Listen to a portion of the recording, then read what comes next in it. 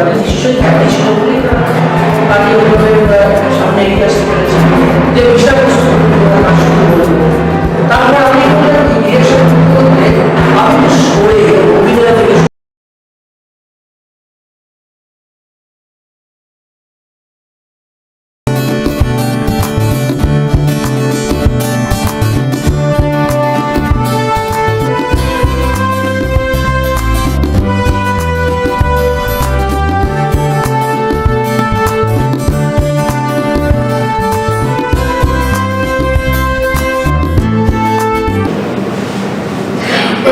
Sir সবকিছুর তো একটা আরম্ভ আছে, শুরু আছে।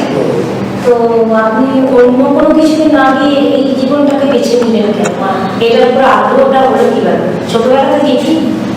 ছোটবেলা থেকেই বলা যায়, যেমন প্রত্যেকেরই মাথায় একটা পোকা ধরে, আমারও ছেলেবেলা থেকে মানে তখন কত ক্লাস 5-6 পড়ি এরকম হবে।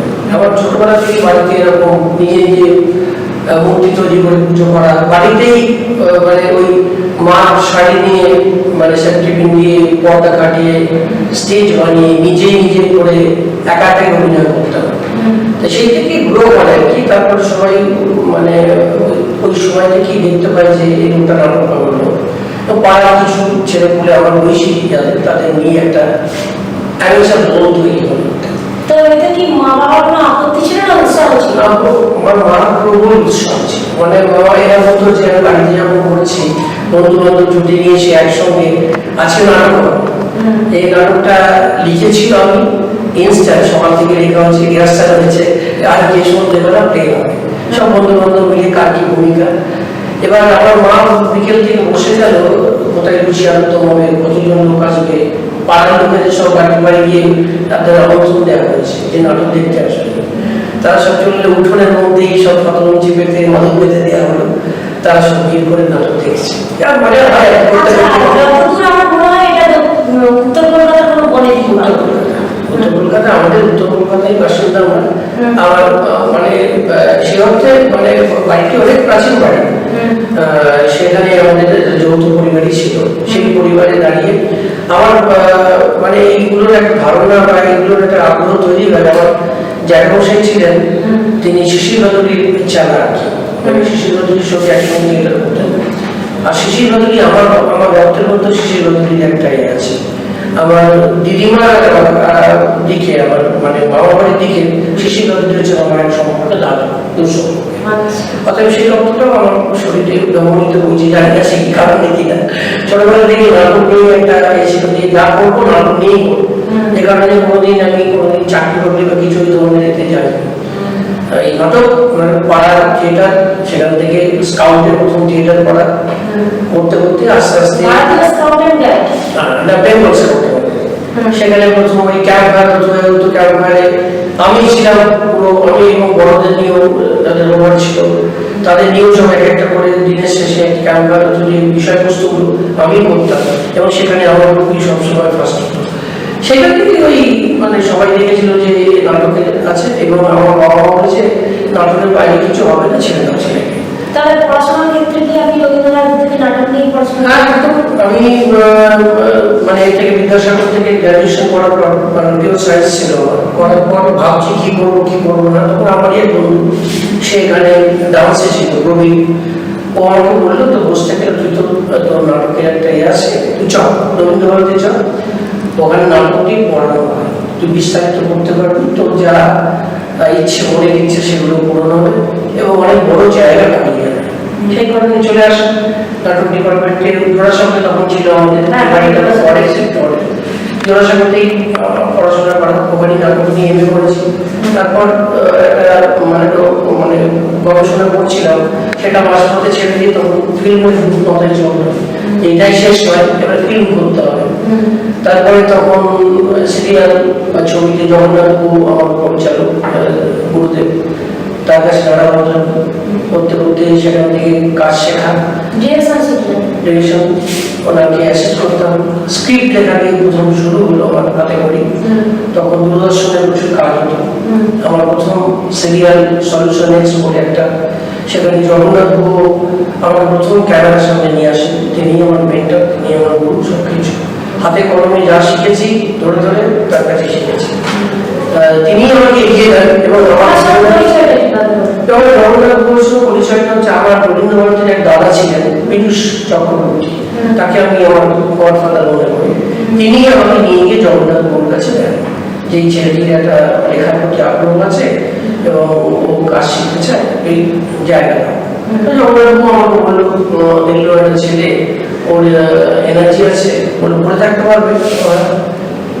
সেই সময় 85-86 এর কথা বলছি, তখন তো একটা পয়সা ছিল না, বাড়িতে নিজের পয়সা নিয়ে বাসে যাতায়াত করা হতো।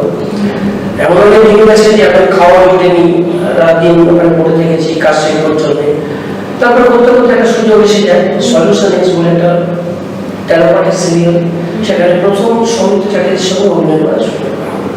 ওইটা বলা যায় আমার কাছে একটা বড় প্রাপ্তি। তো এখানে অভিনেতা হয়ে প্রথম ঢুকলাম, তারপর জগন্নাথ ঘোষের সঙ্গে লেগে থাকলাম, অ্যাসিস্ট করতে থাকলাম, করতে করতে করতে করতে বহু বছর বহু মেগা সিরিয়াল অভিনয় করার পর 98 সালে যখন 99 সালে ইটিভির জন্ম হলো, তখন আমি এখানে পরিচালক হিসেবে আত্মপ্রকাশ করি। সেখানেও আরেকজন আমার গুরু পেলাম আমি, নীতিশ রায়, ইন্ডিয়ার মানে নাম করা ডিরেক্টর পরিচালক। নীতিশ রায় আমাকে সুযোগ দিলেন একটা পরিচালনা করলেন এবং তখন আমার একটা দায়িত্ব দিলেন এবং ইটিভি বাংলার প্রথম মেগা সিরিয়াল আমার হাতে, আমাকে অ্যাপ্রুভাল দেওয়া হয়েছিল হাতে কলমে লিখে, সেটা একটা রেকর্ড। আমি সেই আমার পরিচালনার সূত্রপাত সেখান থেকে, তারপর দীর্ঘ এত সময় পেরিয়ে আকাশ সিরিয়ালের নামটা ছিল মা মনসা, মাইথোলজি ক্যারেক্টার ছিল। তার আগে বনলতা মণি বলে একটা করতাম, সেটা স্ক্রিপ্ট একটা ছিল মনে করে পরিচালক হিসেবে ওই তখন শুরু হলো যাত্রা। একদম মাইথোলজি ক্যানভাসটা বিরাট ক্যানভাস ছিল ওটা, তখন হায়দ্রাবাদের রামোজি ইউনিভার্সিটিতে শুটিং করতাম ওখানে। রামোজি ইউনিভার্সিটিতে তখন শুট করতাম ওখানে, এখান থেকে সমস্ত আর্টিস্টরা সেখানে গিয়ে নীতিশ রায় ওখানে হচ্ছে আর্কিটেক্ট। নীতিশ রায় পুরো ওই সিরিয়ালটা পরিবারে মেগা এটা পরিকল্পনা করেছিলেন উনি, ইউনিভার্সাল সিরিয়াল অনুকরণে তৈরি হয়েছিল। রামোজি রাম হচ্ছেন ওটার মালিক, নীতিশ রায় হচ্ছেন তার ক্রিয়েটার, উনি পুরো ওই ফিল্ম সিরিজটা তৈরি করেন। এখনো যা দেখছো সবটাই হচ্ছে নীতিশ রায় তৈরি। কত বড় মাপের একজন ডিরেক্টর। তো এখন তো উইন্ডোজ ওনাদের অনেক বড় নন্দিতা রায় ছিল, এখন তো আমার সঙ্গে যোগাযোগ আছে? আছে, আমি মানে ওই গ্রিটিংস গুলো পাঠাই, জন্মদিনে সেদিনও জন্মদিনে উইশ করলো, কলকাতায় এলে দেখা হয়। আর উনি কি এখন ম্যাড্রাসে আছে? মনে হচ্ছে দক্ষিণে বা বম্বেতে থাকতে পারে, ঠিক এই মুহূর্তে জানি না, বম্বেতে থাকতে পারে। এই আর তো মুন্ডালি মানে নন্দিতা রায় নীতিশদার স্ত্রী, শিবটুকু তখন আমরা একসঙ্গেই তো ইটিভি শুরু করলাম। তখন শিব আমরা একটা প্রথম ছবি করতে গেছিলাম হায়দ্রাবাদে, জামাই নাম্বার 1 বলে। এই ছবিটা প্রথম আমরা অভিনেতা হিসেবে আমি, শিবু, লাবণী, শঙ্কর সব আমরা প্রথমবার হায়দ্রাবাদের রামোজি ইউনিভার্সিটিতে গেছিলাম। ওইখানে বসেই আমাদের ইটিভির জন্ম, ইটিভির সূত্রপাত আর কি, তারা আলোচনা শুরু হয় যে আমি একটা চ্যানেল আনছি, তোমরা আমার সঙ্গে আছো। এখানে একটা কোশ্চেন আছে, সেটা হচ্ছে যে মানে টিভিতে প্রচুর দর্শকের মানে জনপ্রিয়তা পেয়েছিল, এখন স্টার জলসা বা জি বাংলার নাম করেই বলছি, তারা এই টিভিতে ছাপিয়ে গেল, এই টিভি সেভাবে করছে না। ইটিভি তার মধ্যে অনেকগুলো বিষয় আছে। ইটিভি যেভাবে শুরু করেছিল তখন তো ইটিভি নাম্বার 1 স্যাটেলাইট চ্যানেল ছিল যখন আমরা শুরু করি, তারপর তো জি টিভি, জি বাংলা, তখন জি টিভি ছিল, জি বাংলা এলো, জি বাংলা পরে এলো, টাকা নিয়ে চলতে থাকতো। ইটিভি তখন নাম্বার 1 ছিল। ইটিভির এই যে মানে তখন মানে প্রোগ্রামিং হলো, ভালো ভালো সিরিয়াল মেকাররা ছিল, যিশুদাস গুপ্তরা কাজ করতেন তখন, রাজা সেন, রাজা দাসগুপ্ত, জগন্নাথ বাবু সবাই মেগা করছে ওখানে। টেলিফিল্ম একটা ইটিভির খুব বড় সাবজেক্ট ছিল, মানে এখানে এখান থেকে অনেক পরিচালকের জন্ম হয়েছে, কৌশিক গাঙ্গুলি, অঞ্জন দত্ত, রেগুলার যারা কাজ করেছেন ইটিভি টেলিভিশন। আমিও প্রথম দিকে টেলিভিশন করেছি ইটিভি, এবং এই যে গেম শো, আমি আজকে কাঞ্চন মল্লিক স্টার হয়েছে, আমি একটা গেম শো করতাম জগতে সেই শোটা থেকে কাঞ্চন রীতিমতো স্টার হয়ে গেল। এরকম বরিশালের বর্ধমানের কোণে এরকম একটা হতো, তারপরে হাওয়া পাওয়া বলে একটা হতো, এরকম সব অনেকগুলো গেম শো হতো। রোজগারি গেমগুলো একটা রকম হিট প্রোগ্রাম ছিল। তো সেইগুলো জন্ম কিন্তু ইটিভি তৈরি দিয়েছে, ইটিভি অনেক কিছু জন্মদাতা। এখন অনেক চ্যানেল সেগুলোকে কপি করে, কিন্তু ইটিভি সেই সময়টা আমরা কাজ করে ইটিভি বলা যায় আমাদের যেটুকু পরিচিতি বা হয়েছে ইটিভি দৌড়তে হচ্ছে। এখানে একটা প্রশ্ন হচ্ছে স্যার, আপনি যদি আপনাদের নাম যে কৌশিক গাঙ্গুলি, অঞ্জন দত্ত বেশ করেই বিখ্যাত হয়ে গেল, তো সেই জায়গাটায় আপনি ওরা কতটা নাম করবেন, আপনি কেন মানে স্টার্টের জায়গাটা স্টার্টের জায়গা বলছি আমি কৌশিক গাঙ্গুলি বা অঞ্জন দত্তরা যেমন এসে বলে নিশ্চয়ই আমি মানে তার প্রতিভা বা তাদের যোগ্যতাকে এরপরে যোগ্যতাকে নিশ্চয়ই খ্যাতি ছিল বলেই তাকে ওইভাবে সামনে এগিয়ে আসতে পেরেছে যে বিষয়বস্তু তারপরে আমি ডিরেকশন বলতে আমি তো সরে অভিনয় থেকে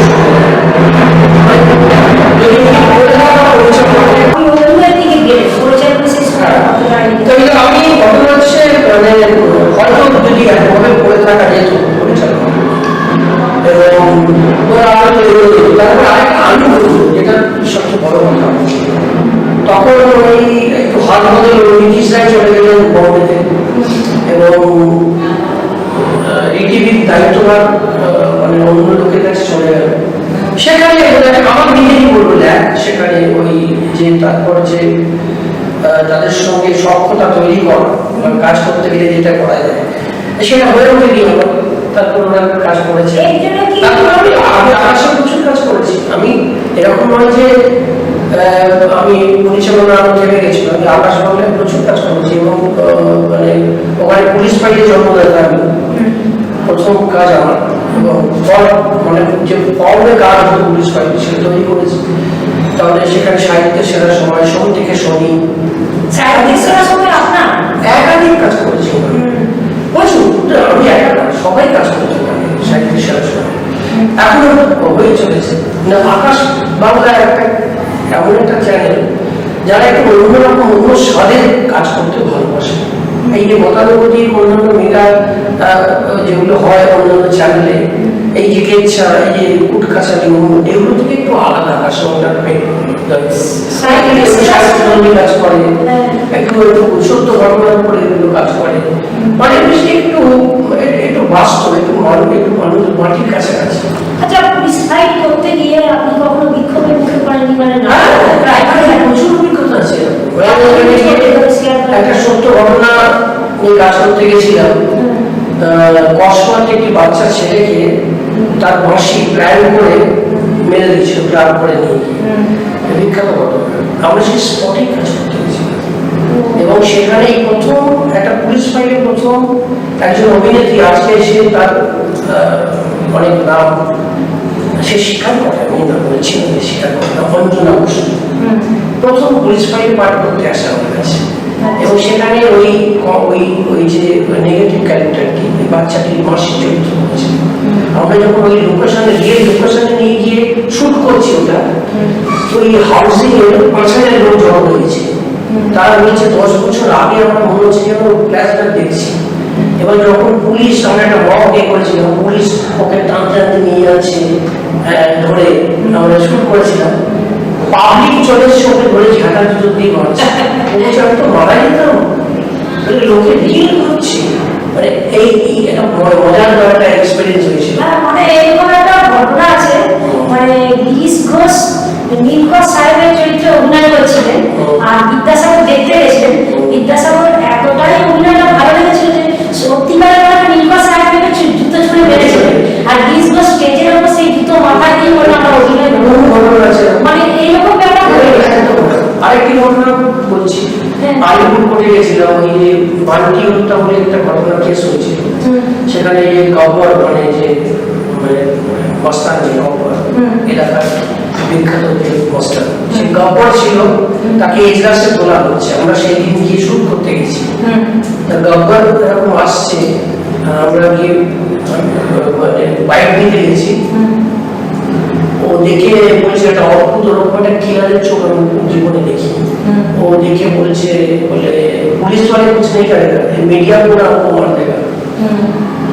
बोले वो कैमरा सामने से बैच पड़े এই ফেললো, মানে উঠ কাটা ফেললো।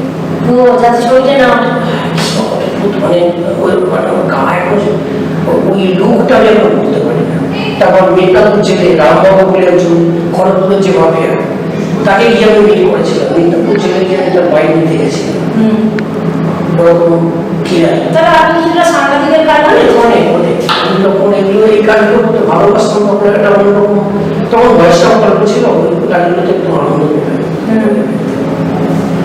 আর এখানে এখন কি রবীন্দ্রনাথ থাকে? এখন রবীন্দ্রনাথে ফ্যাকাল্টি গেস্ট লেকচার হিসেবে পড়াচ্ছি 2014 সাল থেকে।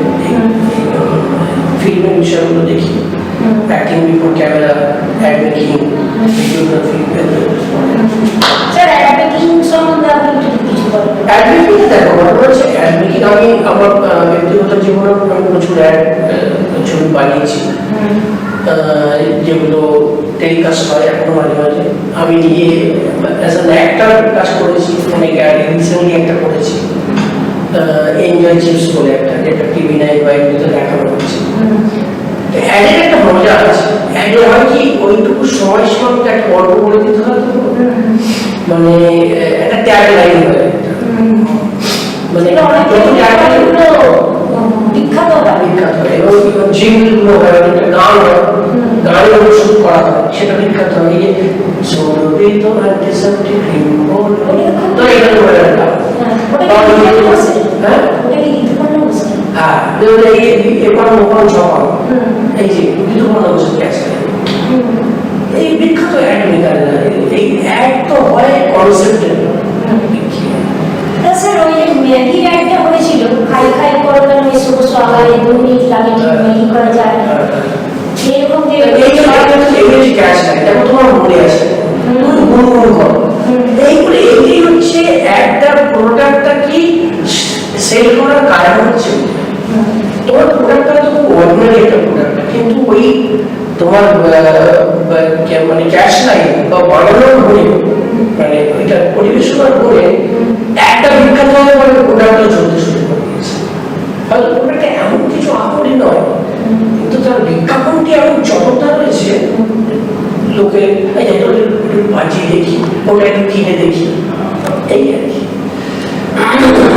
এইরকম জিনিসের মানে ইয়ে কাজ, এই যে পাউচ ধরুন, শ্যাম্পু পাউচ, হরলিক্সের 5 টাকা 10 টাকা পাউচ, সব পাউচ সিস্টেম, এটা কি যাদের অত টাকা দিয়ে কেনার সময়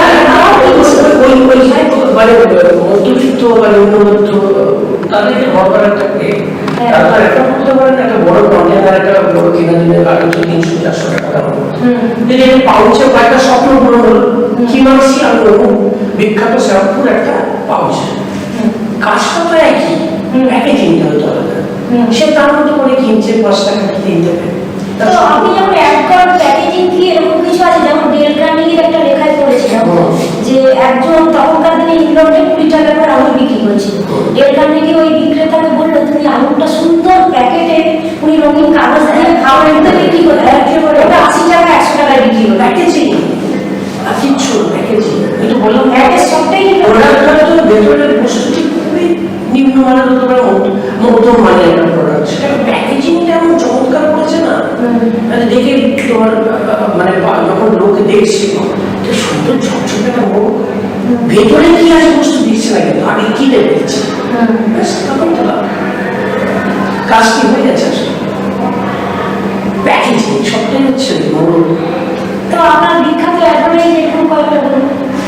আমি তো মানে একটা সময় শাড়ি ব্যয় করেছি, নতুন ছবি, এটা ইন্দ্রনীল ছবি করেছিল, ওটা আমি অ্যাক্টিং করেছিলাম। আমার নিজের করা ভয়েসের টপিক অডিয়েন্স যেটা সঙ্গীত ছিল, মিনুর সাথে একটা অ্যাড করেছি আমি নিজে, ওটা আমি পরিচালক ছিলাম, এটা রাইমার সাথে নিয়ে গেছিলাম। মিনুর সাথে স্টোরি বোর্ড সব পাওয়া যাবে। আর এই রিসেন্টলি করলাম এই একটা যেটা দেখাচ্ছে, এটা অন্য চলছে চলছে। আর ভবিষ্যৎ পরিকল্পনা মানে কাজের কথা, ভবিষ্যৎ পরিকল্পনা হচ্ছে এখন যেহেতু বয়সটা বাড়ছে তখন একটু অন্যরকম, যেমন এখন এই ফ্লোরে 14 ঘন্টা 15 ঘন্টা শুটিং, এই যে ওয়ার্ক লোড সেটা নেওয়ার পক্ষে আমার একটু হচ্ছে, একটু ভেবে চিন্তে কাজ নিচ্ছি। যে কারণে এখন হচ্ছে কি একটা হাউস একটা ফর্ম করার চেষ্টা করছি, যাতে ওই ওভারঅল পুরোটা দেখবো, একটা প্রজেক্ট হেড হিসেবে কাজ করবো। আমি ডিরেক্টর, ক্যামেরাম্যান, অমুক এগুলোকে অ্যাপয়েন্ট করবো, তাদেরকে গাইড করবো যাতে কাজটা সুস্থ হবে। মানে টোটালটা আপনি দেখবেন কিভাবে হবে আপনার। আমি ফ্লোর ওইভাবে যেভাবে ডিরেক্ট করতে হয়, ওই ফ্লোরে ঢুকে সব ওভারঅল একটা দেখছি আমি, তদারকি করছি, কিন্তু ওইভাবে ফ্লোরে গিয়ে কাজ করবো, মেয়েরা ছবি হলো এই ছবির পরিকল্পনা চলছে। পেয়েছেন না সেটা? প্রডিউসার এখানে পাওয়ার অনেকগুলো ইকুয়েশন থাকে, সেগুলো তো সবটা করা যায় না। এখন কোন প্রডিউসার কারণ কিভাবে বিক্রি হচ্ছে, বিক্রি কিভাবে করছে, তাও তো আপনি নিজস্ব গল্প করবেন না?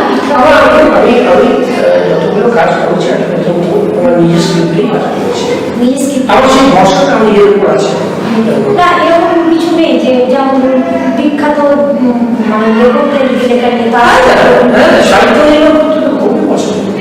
যেমন সঞ্জীবদার একটা গল্প নিয়ে আমার কাজ করার ইচ্ছে, সঞ্জীবদার অনেকগুলো গল্প, হাসি গল্প। একদম আমার তো একটা বিষয়, কমেডি হচ্ছে আমার পছন্দের বিষয়, করতে পারলে খুব ভালো লাগবে। কিন্তু এখন তো ওই কমেডি করার লোকজন দর্শক পাল্টে গেছে, প্রযোজকরা অনেক কিছু বলে দেন, এরকম চাই তারা বলে দিচ্ছেন এরকম মনোতে গল্প হবে, সেক্ষেত্রে একটু অসুবিধা হয়ে যায়। আপনার স্বতঃস্ফূর্ত এটা থাকে। হ্যাঁ একদম। তো ফ্লোর নিয়ে বা হাউস নিয়ে কথাবার্তা কথাবার্তা হচ্ছে, মিটিং হচ্ছে, চাকরি বলছেও কাজের একটা আশ্বাস পাওয়া গেছে, হয়তো পুজোর পর আরম্ভ হয়ে যাবে। আর পুজো স্পেশাল কিছু কাজ এই মুহূর্তে নেই না, ওই এখন পুজো স্পেশাল বলে আর কিছু হয় না। আগে আমি একটা সময় টিভির পুজো স্পেশাল, পুজো ব্যাডমিন্টন প্রচুর করেছি, মানে গেম শো, পুজো ওরিয়েন্টেড কাজ প্রচুর করে নিয়েছি, হয়ে গেছে। এখন টানের আসে। তো সুযোগ পেলে ভবিষ্যতে মানে কি ধরনের কাজ দর্শক ভালো ভালো ছবি করার একটা ইচ্ছে আছে, সবকিছুই হলো, এবার একটা পছন্দের বিষয় নিয়ে একটা ছবি ভালো করতে পারবে। বেশ কিছু স্ক্রিপ্ট তৈরি করা আছে, আমার লেখা আছে, এই সঠিক লোকটি পাই যাকে কনভিন্স করাতে পারবো, কাজ হবে। তো এই রবীন্দ্র ভারতীর অনেক তো প্রফেসর আছে, তাদের যদি জয়েন্ট ভেঞ্চারে আপনি কাজ করেন তাহলে তো রবীন্দ্র ভারতী জয়েন্ট ভেঞ্চারে ওই একসঙ্গে মিলে একটা কাজের না, প্রফেসর না প্রডিউসার হয় না, সবাই এখন না নিজে নিজে ব্রেকটেক করছে, সবাই নিজে নিজে ইন্ডিভিজুয়াল কাজ করার একটা চেষ্টা চলছে। সেখানে চারটে মানুষ, বিভিন্ন মানসিকতার মানুষ এক জায়গায় জড়ো হয়ে একটা কাজ করা খুব ডিফিকাল্ট।